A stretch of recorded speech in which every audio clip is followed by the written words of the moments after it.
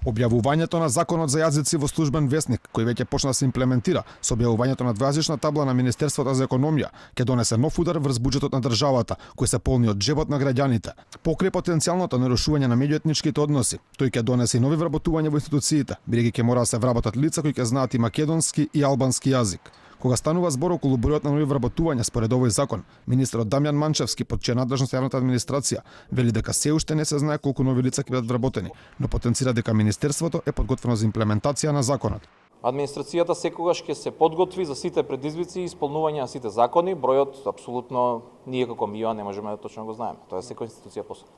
Не само во администрацијата, вработување ќе треба да има и во општините. Инаку покрај вработувањата кои ќе следуваат со овој закон, по нова година во повеќе од 30 државни институции беа објавени огласи за речиси 150 нови работни места. Контра тврдењата на партијата на Манчевски во минатото дека администрацијата е преполната со партиски кадри и потребно нејзино кратење, тој сега вели дека институциите имале потреба од нови вработувања, а место објаснување каква е таа потреба, тој одговорноста ја префрли кон минатата власт. Вработувања има согласно потребите на институциите, а не како што беше порано согласно потребите на владеачката партија.